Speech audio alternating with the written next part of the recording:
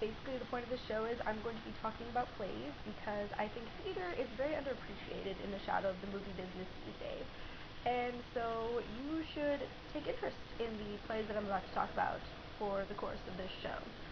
So I thought for our first episode we would start out with the most well-known playwright, the Bard himself, Shakespeare. I'm not going to go through all the plays because that would be absolutely ridiculous. Instead, I'm going to start with my favorite, which would be Hamlet.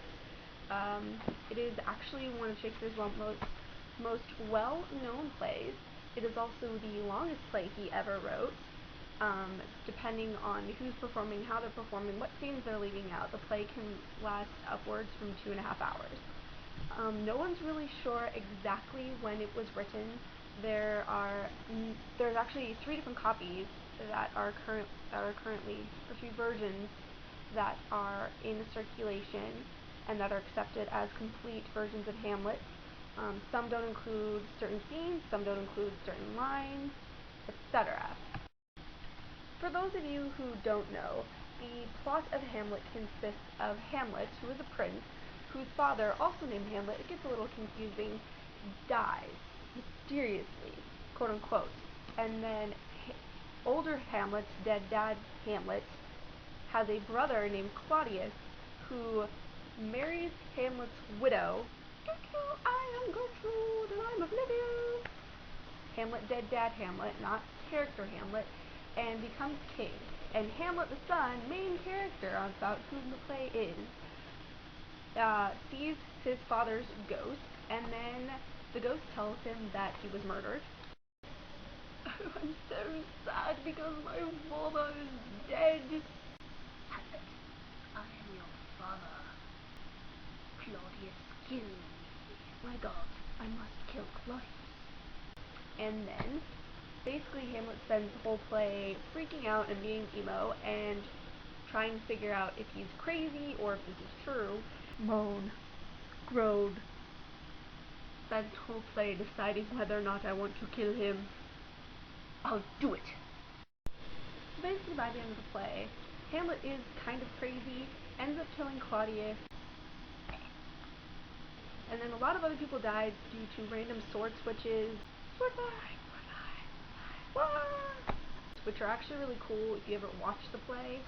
And also there's kind of a subplot where Hamlet is dating, or as much as he can be dating someone in the Middle Ages, this chick Ophelia. I'm Ophelia and I'm also really oblivious, but I'm in love with Hamlet, oh my God! And she really likes him. So she's still trying to get his attention or whatever while he's going nuts and trying to figure out whether or not his father was murdered. And at one point, Hamlet, who is killing everybody due to random happenstance, kills Ophelia's father, Polonius, and then she goes crazy and drowns herself. Oh my gosh, I'm like crazy flowers, lilacs, petunias, I'm gonna go jump in the lake now, bye! Fun times. Lots of death and crazy and mayhem in this play, which is part of why I love it.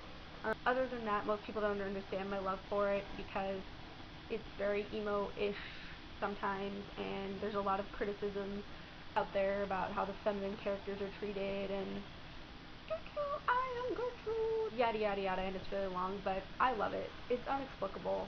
Like those people who like Twilight. You can't really explain it. Just kidding. Okay. A little bit about the history of how and why Hamlet was written.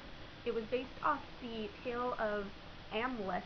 Really clever, Shakespeare taking the H at the end and putting it in the front and making it your own original story. Anyway, so Hamlet basically goes through the same scenario as Hamlet.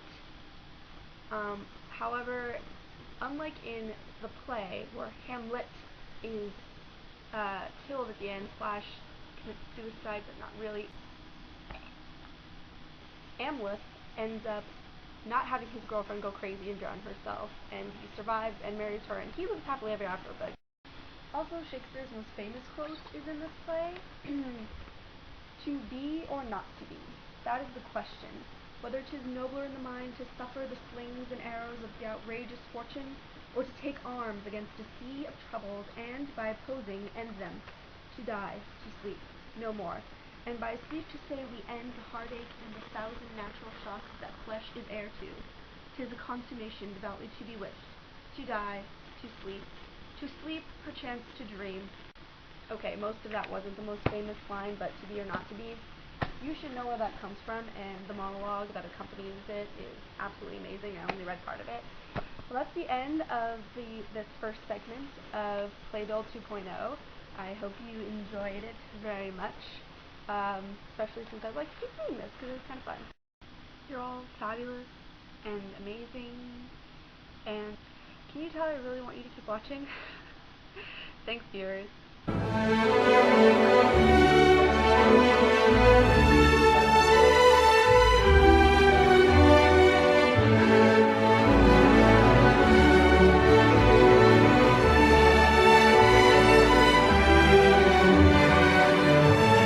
See if you can guess what the next show that I will talk about is based on this quote. He was right. There is a lot more to me than me. Stop the world! I want to get on!